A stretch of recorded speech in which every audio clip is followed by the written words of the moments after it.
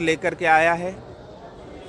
हम सब जानते हैं सिलीगुड़ी कॉरपोरेशन की चुनाव की घोषणा हो चुकी है, बिगुल बज चुका है और इस कॉरपोरेशन चुनाव को मैं एक अवसर के रूप में देखता हूं।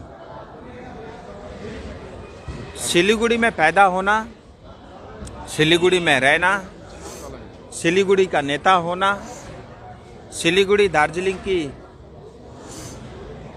प्रतिनिधि किसी भी प्लेटफॉर्म में करना, ये अपने आप में बहुत भाग्य का विषय है और भाग्यशाली लोगों को ये प्राप्त होता है।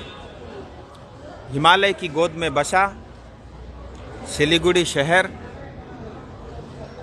पूरे देश में, दुनिया में आपको दूसरा नहीं मिलेगा। इतने अवसरों से भरा हुआ ये शहर, हमारे चुनिंदा पार्टियां, कुछ नेता नेतृत्व, उनका पर्सनल इंटरेस्ट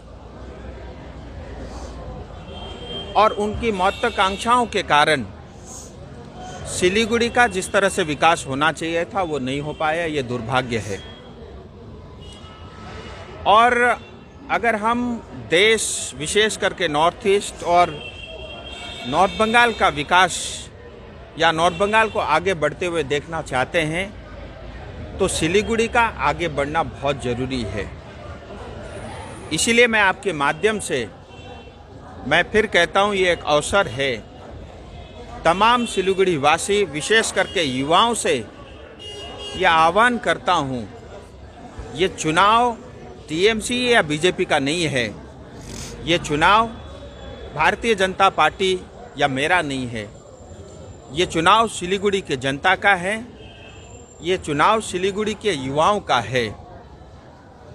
और जिस तरह से सीपीएम हो या उससे पहले कांग्रेस, सीपीएम या टीएमसी, ये तीनों पार्टियां और इनके बड़े बुजुर्ग नेता, ये ट्राइड है, टेस्टेड है और पूरी तरह फेल्ड है। मुझे लगता है समय आ चुका है कि हम ऐसी पार्टी को चुने जिसका विजन क्लियर हो, जो राष्ट्र को, अपने शहर को सबसे पहले मानती हो। और ऐसा समय आ चुका है कि हम नए ऊर्जावान युवाओं को आगे बढ़ाएं। जो आपके और मेरे सपनों का शहर सिलीगुड़ी है, समान और तमाम लोगों को अवसर मिलेगा। वो आए, अपनी बात रखे। अगर वो नहीं आते, नहीं रखते, तो जो केंद्र सरकार के पक्ष में जो भी बात होगी उसके हिसाब से उसमें फैसला लिया जाएगा। को झूठ बोलने की आदत है और कई बार जल्दबाजी में जो है टीका टिप्पणी करने की उनकी पुरानी आदत है। मुझे लगता है उनके साथ जो उनके चेले चपाटे हैं, उनको गाइड करते हैं, वो भी पूरी तरह जो है विषय से अवगत नहीं रहते।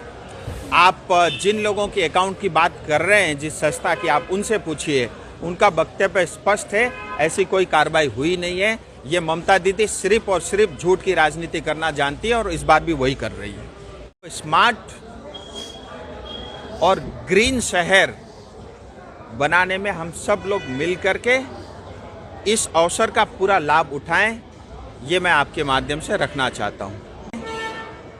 कई बार नेता आते हैं, कई बार जाते भी हैं, लेकिन मैं आपके माध्यम से एक ही बात कहूंगा, हम सब के लिए सत्ता, पैसा, कुर्सी या शासन करना ये प्राथमिकता नहीं होना चाहिए। हम सबको दिल पे हाथ रख करके ये एक बार नहीं 10 बार सोचना चाहिए। आज मोदी जी जैसे नेतृत्व के कारण आज देश सुरक्षित है। मोदी जी जैसा नेता के कारण आज भारत का डंका पूरी दुनिया में गूंजता है। आज मोदी जी या भारतीय जनता पार्टी की सरकार के कारण देश सुरक्षित है। मुझे लगता है ऐसी पार्टी के साथ जुड़ना, ऐसे नेता के साथ जुड़ना, ये हमारे लिए गर्व का और बड़ा विषय होना चाहिए। कोई पार्टी या कोई नेता सिर्फ सत्ता और शासन के लिए राजनीति में आता है तो मैं ऐसे अवसरों को 10 बार ठुकराता हूँ, 100 बार ठुकराता हूँ। बाहर में क्या हालत है? अभी तो विनय तमांगी टीएमसी में ज्वाइन कर लिया, अभी रहा आपका पास खाली। आप मीडिया वाले भी ऐसे सवाल करते हैं, क्या विनय तामांग हमारे पार्टी के थे?